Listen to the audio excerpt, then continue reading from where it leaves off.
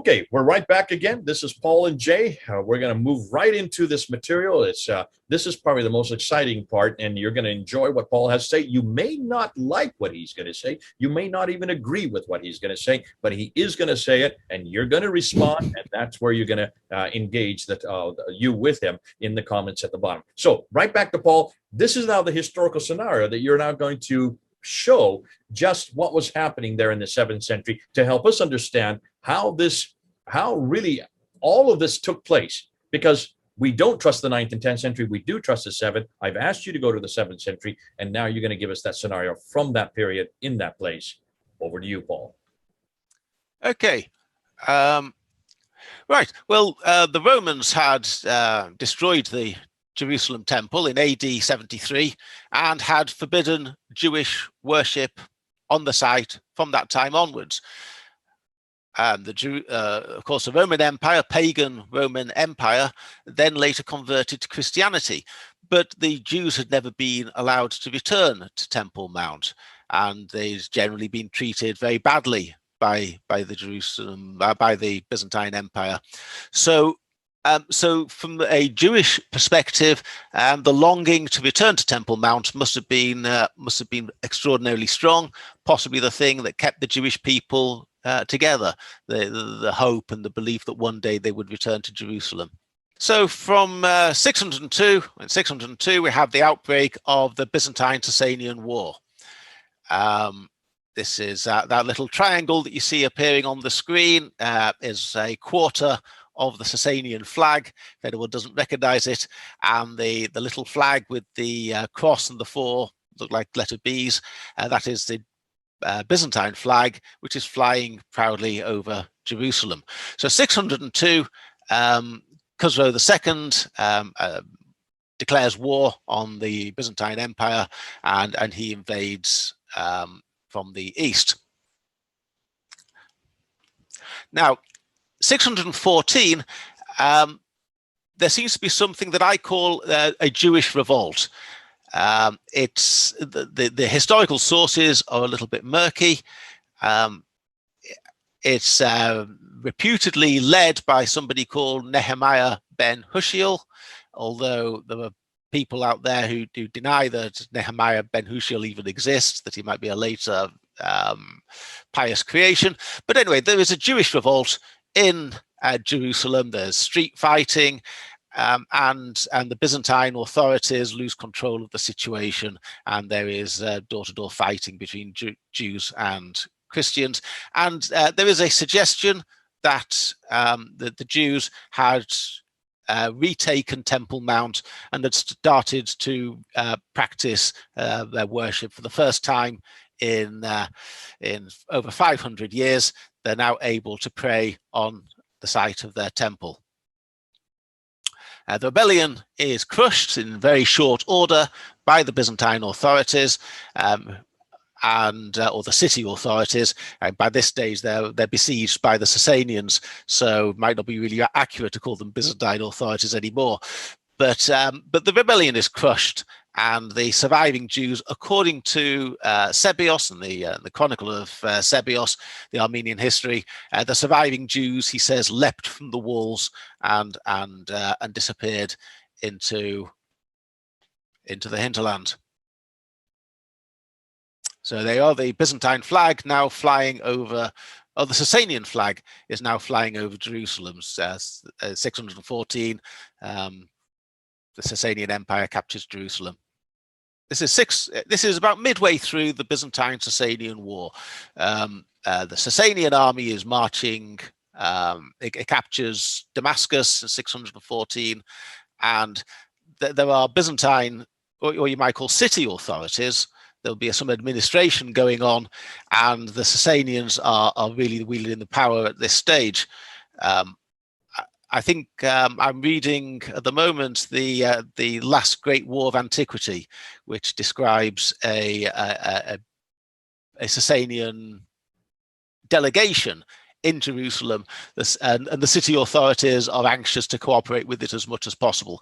So Well, as we know, in 628, Heraclius effectively wins the war, and there is something that I summarize here as a forcible conversion of the Jews. There are reports there in Chronicles that Heraclius repays the Jews for their lack of loyalty to him in his moments of need by requiring all Jews to convert to Christianity or to leave his empire. The Doctrina Jacobi, which I'll come on to, is of course one of the best known examples of this, because that is the story of a Jew who has been forcibly converted in around this period. Right, so forcible conversion of the Jews, or alternatively expulsion of the Jews from the Byzantine Empire. Now we move on to the Armenian Chronicle of Pseudo-Sebius. Your channel, Jay, has gone over this a great many times, so I'm just going to very quickly summarize it. It talks about the Jews being expelled from Edessa by Heraclius, and it talks about this is part of Heraclius's plan at the end of the war to convert or expel the Jews. And Sebios talks about the Jews, quote, taking the road through the desert to Tashkistan to the sons of Ishmael. That is what Sebios says. So the Jews, some of them are in Edessa. Heraclius retakes Edessa, tells them to get out, and they go into the desert to a place that is described as Tashkistan, the sons of Ishmael. Continuing the story, Sebius says that the Jews, quote, called the Arabs to their aid and familiarized them with the relationship they had through the books of the Testament. I think he means the Old Testament. So Sebius is saying that the Jews and are trying to befriend the Ishmaelites by explaining that they are both Abrahamic peoples, that the Jews are the sons of Israel, of Jacob, and the Ishmaelites are obviously the sons of Ishmael, but they have this common heritage. That's essentially what he's saying. Here's a crucial period, the crucial passage. In that period, a certain one of them, that's one of the Ishmaelites, a man of the sons of Ishmael named Muhammad, became prominent. A sermon about the way of truth, supposedly at God's command, was revealed to them, and Muhammad taught them to recognize the God of Abraham, especially since he was informed and knowledgeable about Mosaic history. Because the command had come from on high, he ordered them all to assemble together and to unite in faith. Abandoning the reverence of vain things, they turned towards the living God who had appeared to their father Abraham. So, from somewhere, amongst a man of the sons of Ishmael arises who calls himself Muhammad, and he seems to know a lot about the Bible, and he preaches them that the Israelites and the Ishmaelites should, quote, unite in faith in the name and turn towards the God who had appeared to their common ancestor Abraham. Sebios then tells us that the Jews were then divided amongst the Arab tribes, and he led them via Paran to Reuben's land. So there's critical. Muhammad, this person who arises from the sons of Ishmael, seems to organize anyone who will follow him into what is effectively an army, and he seems to have more Ishmaelites than he's got Israelites. So he divides the Jews amongst the tribes that he leads, and then he leads them via Paran to Reuben's land. Right, so we now return to the map and try and plot what happens next. Well, we can put this information in on the map first. So you see Jerusalem there, now with the Byzantine flag flying over it. We can't say for certain that the Jews who Heraclius expels from Edessa are the same Jews that Sebius describes having been chased out of Jerusalem, but to me it seems like a reasonable supposition. It seems perfectly reasonable that if the Jews are expelled from Jerusalem in 614, when their little rebellion fails, that these are the same Jews who end up getting expelled from Edessa 14 years later. Sebius tells us that they leave Edessa and they go into the desert to a place he calls Tashkistan, and there they meet with a person who Sebius describes as Muhammad. So there I've got Tashkistan. It's not very precise. Joe will probably tell me I put it in the wrong place, but there you are. It's in that general neck of the woods. And there is, to be fair, it's just a little further north. It's right where the tip of the blue arrow is. That between the two, you can see the two rivers there. You have the Euphrates and the Tigris. It's right up, maybe about another person's length that further north. That's all. There is then a gap in the narrative. Sebius tells us that the Muhammad united the Jews and the Arabs, the Israelites and the Ishmaelites. He says that Muhammad united them in faith. And the next thing that happens is hundreds of miles away. Sebius tells us that he organized them and they enter into Reuben's land. That would be Palestine, southern part of Palestine, via Paran, which is that area just next to the Sinai. Everything here is a little bit precise. I don't want to get pinned down on exactly where I put my arrows, but it's quite a long way from Edessa. You wouldn't walk out of Edessa heading into the desert and find yourself coming up into Israel. You at some stage there is a break in the narrative, and the people who Muhammad united in Tashkistan end up entering Jerusalem entering Palestine from the south. That's what Sebius tells us, and I'm going with the evidence. I'm following the evidence. I'm not arguing with Sebius. I want to interpret him. Right, now we have a plethora of sources that tell us that Muhammad was campaigning in Palestine and tell us how the campaign went.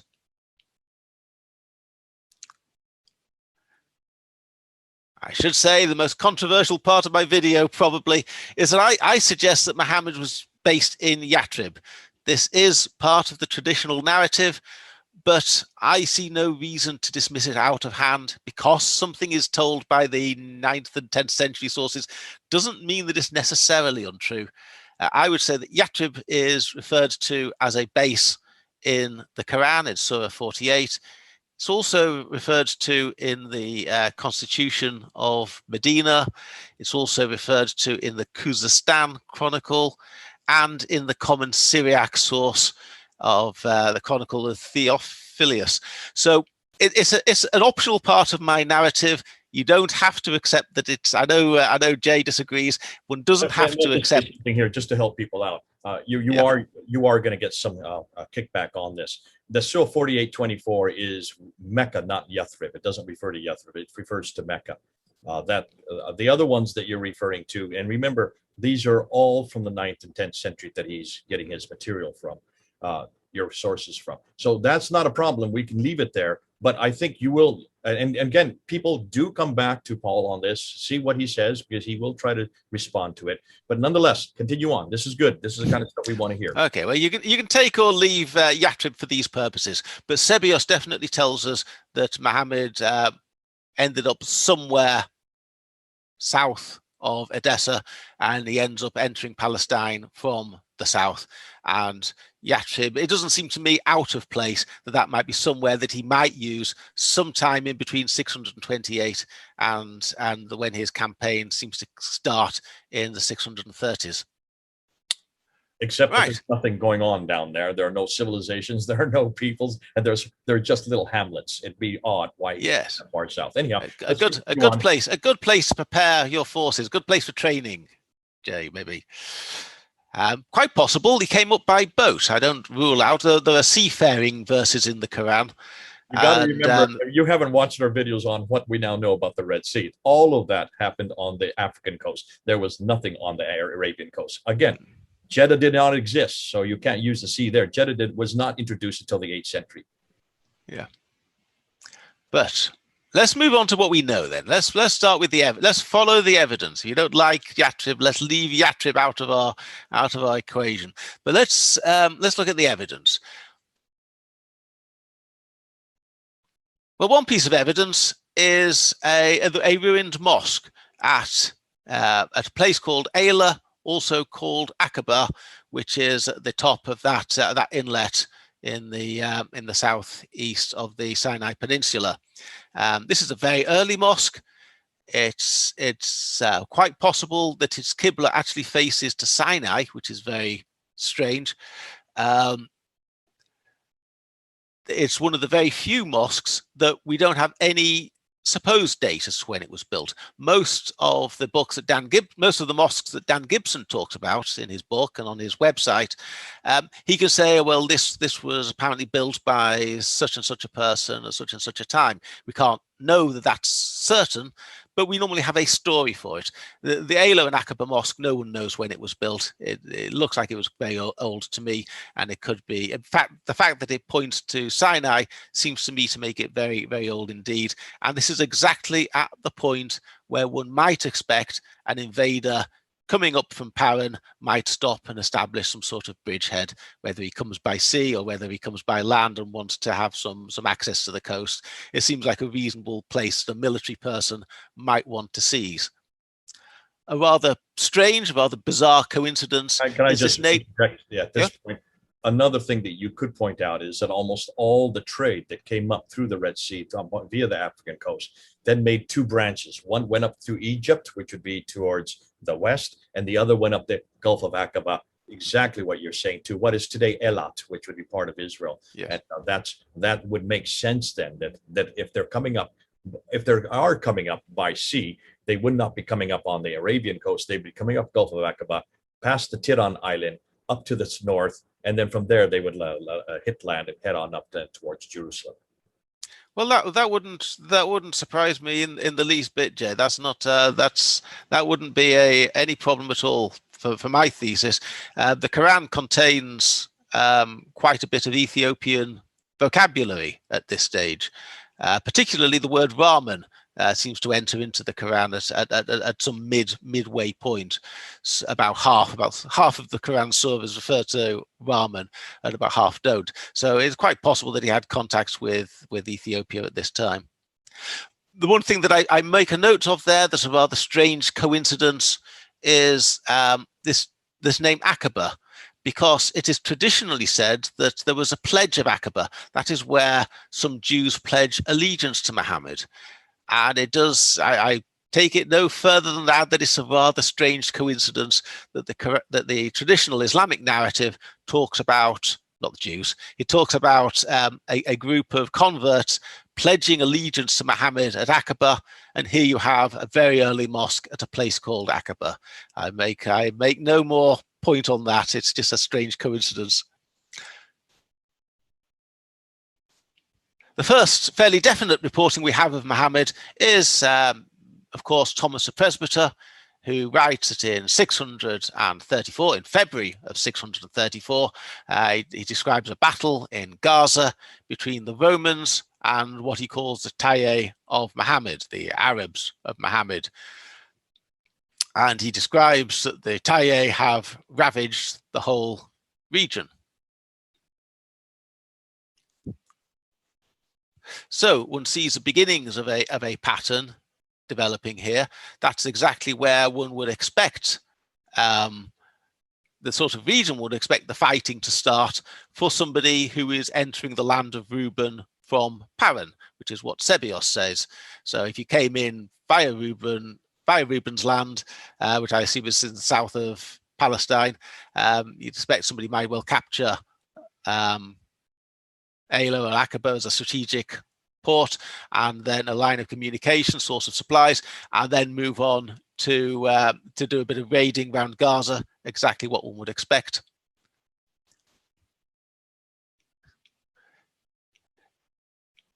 In 634, in Christmas time,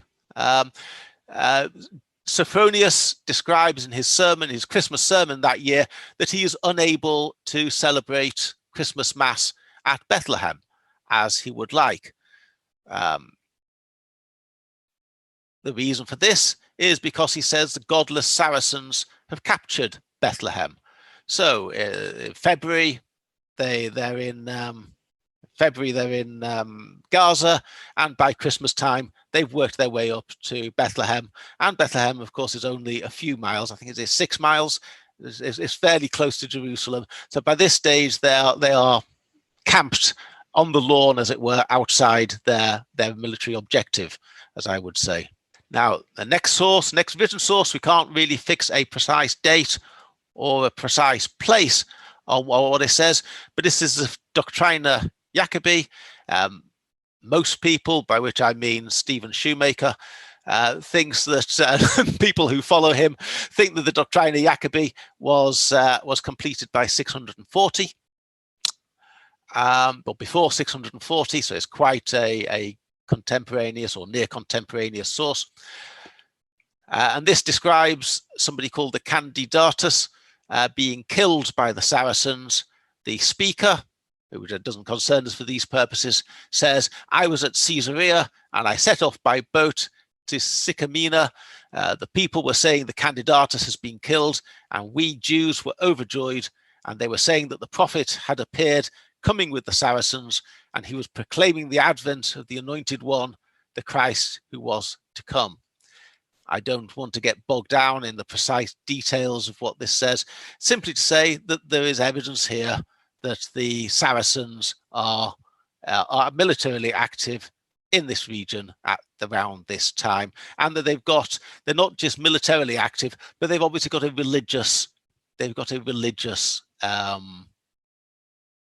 motive, or they're presenting what they're doing in religious terms. Their leader is described as a prophet, and there is talk of the Anointed One, which I think may well be the way that Muhammad or the Quran author was describing himself at this stage. Now, something very, very interesting. I assume, Jay, you've done a video on this, but if not, it's probably worth revisiting, and that is the Church of the Katisma.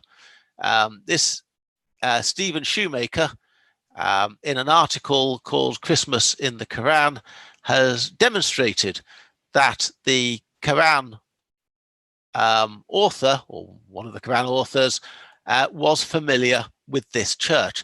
It's the church that lies about halfway on the road from Jerusalem to Bethlehem. And because of an oddity of church history, the Church of the Katisma seems to combine two different stories. However, they're combined in the history of this church, and they are also combined within the Quran in Surah 19.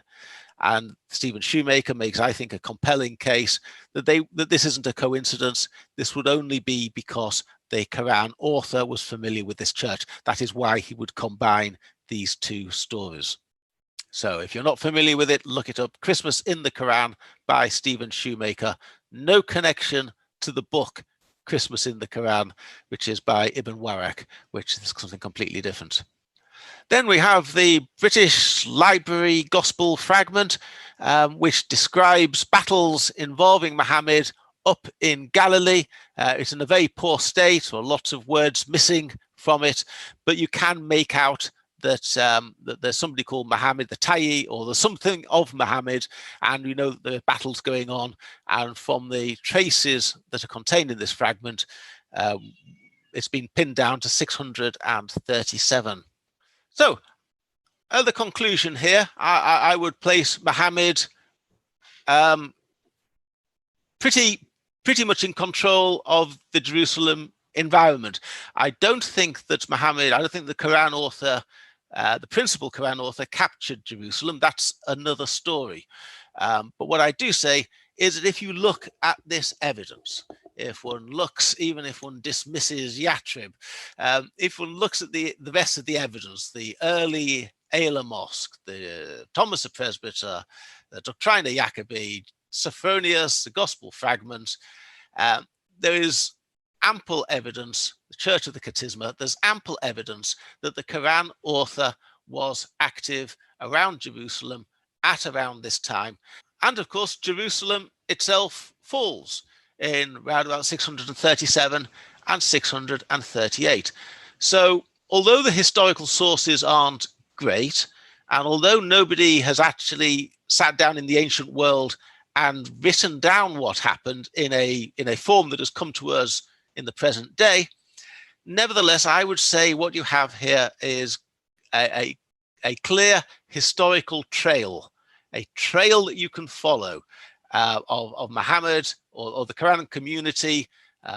It starts outside Edessa, it then comes up for the south, and there is evidence here in all these sources showing that the Quran author is not only talking about capturing the Masjid al-Haram, he's not only talking in some vague sense about people having been expelled from Jerusalem, he's actually leading an army which comprises people who have been expelled from Jerusalem, and that he is actually fighting, and they are fighting on his behalf, to recapture Jerusalem. It's exactly what the Quran says, and if one interprets the Quran as I suggest it should be interpreted, it matches very closely the historical evidence. The Masjid al-Haram has numerous points of contact with the Jerusalem temple, the Abraham, the cube, and so on. Yeah. The Quran tells its audience to fight to capture the Masjid al-Haram and to expel its enemies from where they have expelled you. My thesis is that the Masjid al-Haram is Jerusalem. And when one looks at the history, what does one find? One finds a party of Jews being expelled from Jerusalem in 614. One finds a party of Jews linking up with Muhammad, recorded by Sebios. We see that same party of Jews, according to Sebios, then led by Muhammad, then invading Palestine from the south, going into Reuben's land via Paran, and then the historical sources around that time, Thomas the Presbyter, Doctrina Jacobi, and so on, all give ample evidence that the Quran author was in fact leading an invasion to capture Jerusalem, which is precisely what the Quran says he's doing on my interpretation. Okay, if we could finish very, very quickly, roll forward what happens next. We see a little timeline here. You see the Byzantine-Sasanian War up at one end, and then Muhammad's Palestine campaign, which I put between 634 and 638. Ignore that bit about the Kingdom of Hira. That's not relevant here. What we know is from Sophronius and from Sebius is that the first thing that the what Sophronius unkindly calls the godless Saracens, the first thing that the godless Saracens or the Arab conquerors do when they enter Jerusalem is they start to build something on Temple Mount. Sophronius says they immediately proceeded in haste to the place which is called the capital. That is that is the Temple Mount, Aela Capitolina. And in order to clean that place and to build that cursed thing intended for their prayer, and which they call a mosque and presumably a masjid. He's got another word, but it equates to a masjid.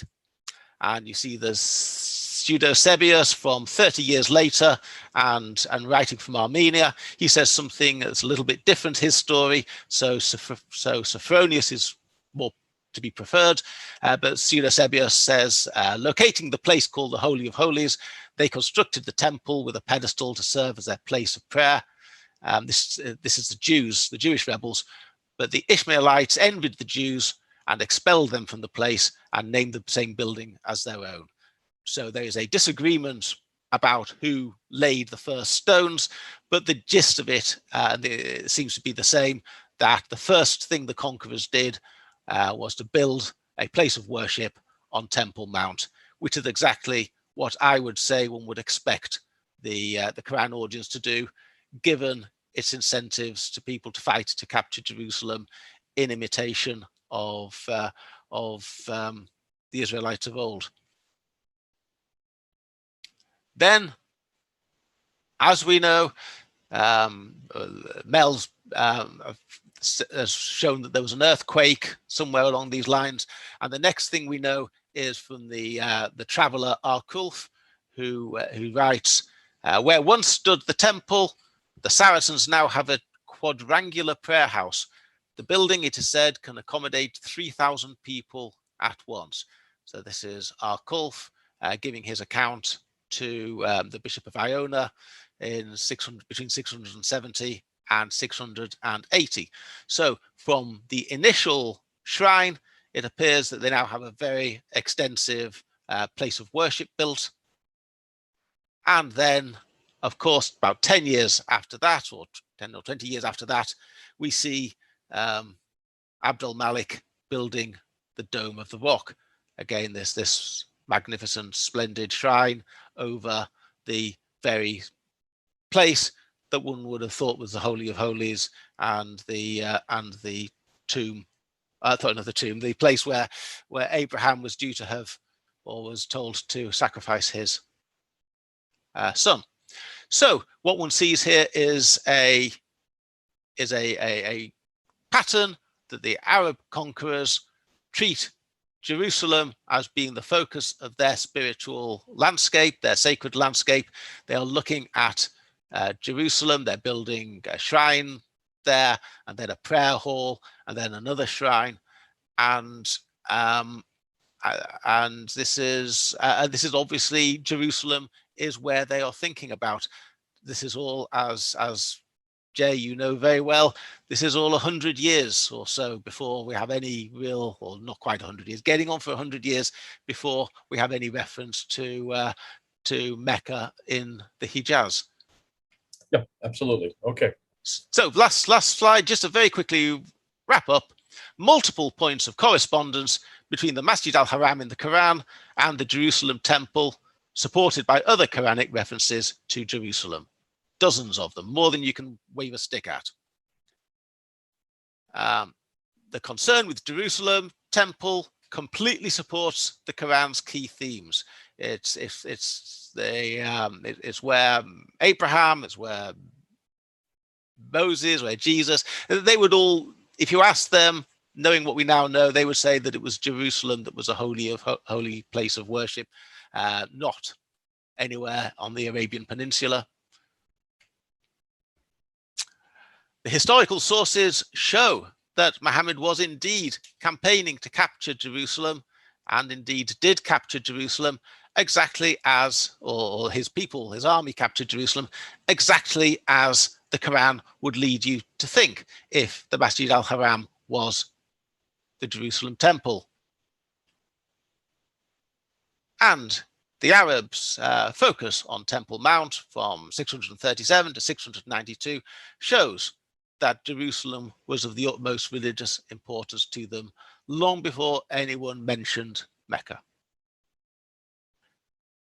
So there's the Jerusalem thesis in its nutshell.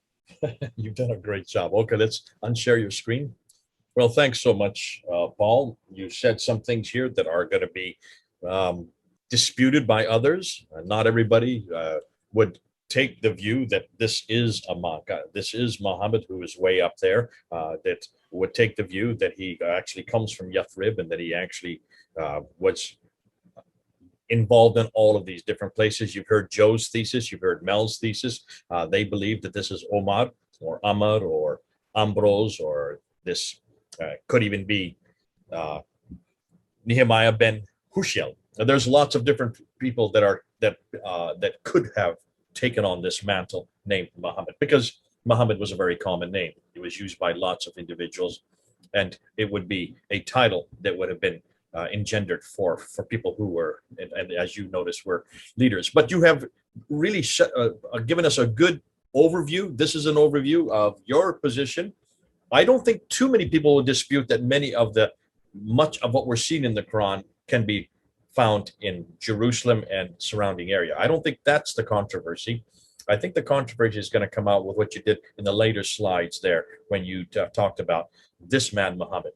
Before we go, nobody, Jay, nobody enters into this field without being being prepared for a little bit of controversy. You don't think Umar or Amar or Umar or Ambrose is Muhammad. You don't think that Nehemiah ben Hushiel is Muhammad. So who is Muhammad? Well, there's a good question. I wouldn't say that I have a name for him. At the moment, I'm following the evidence, and I like Sebios's description. Sebios was writing about 30 years after the event. It's perfectly feasible that people would have found their way to Armenia and would have told him what had happened, and he'd written it down. So I see no reason to dispute what Sebios says. Some aspects of Sebios are corroborated by more information. So, for example, Sebios describes them entering Canaan or entering Palestine, and that's supported by evidence like Thomas the Presbyter. So I kind of follow Sebios, and all Sebios says is a man from amongst the children of Ishmael, and he rises to prominence amongst them at that time. Okay, so I have other bits of nuggets of information, because I think that he was writing the Quran from earlier, and I think that in the early parts of the Quran, before the war turns, I think he's in one of my earlier interviews with you, I talked about the elephant, and in the elephant, I think he's attacking, or not physically attacking, but he's talking about the Sasanians, and he's using the elephant, the companions of the elephant, to criticize the Sasanian Empire. So I think Muhammad, or the person who I'm called Muhammad, I think he was somebody who was writing the Quran from earlier than the expulsion of the Jews from Edessa. I think whether the Jews were expelled, he was already underway producing his work. But my approach isn't to find a character from history like Nehemiah ben Husiel or Iyas ibn Kabisa and try and hang the name Muhammad on them. As far as I know, he could be some nameless person, or whose name, obviously he had a name, but he might be some person whose name we just don't know and will never know, but somebody who adopted the title Muhammad and rose to prominence at that time, and maybe we'll never know what his real name was. But he does come from Yathrib. And Jay, let's say, and do you know, for example, what Madonna's real name is? Or Sting? Actually, or I can look it up. I just don't off the top of my head, but it's well known. Yeah, so maybe Muhammad is like that. He's one of these people, no one will ever remember what his, ever find out what his real name we was. all know who Madonna's real name is. It says right there in Wikipedia. You can get it. She does have a name. Most of the movie stars, celebrities have pseudonyms for when they go into acting. But certainly, it's what you're doing, and what I love what you're doing. You're trying to make sense. You're letting us come in our own interpretation. You have your own interpretation. Not everybody will agree with it. Now, but that's where we need to make sure that people do respond to it. People have been asking, and in quite a few of these videos, well, where and are we going to come to conclusions? Listen, right now we're still putting out green papers. We aren't coming to conclusions, and that's why we need people like Paul, who's done this research for 3 years. We need people like Mel, who's been working on this almost 9 or 10 years, and people like our good friend Joe, who's been working at this for 25 years, and the one Odon, who are yet to come on. He will be bringing him on next. He has been working on this for about 20 years. These are the guys who have actually done the work. They've done the research. We're putting out their theories for you. These are green papers.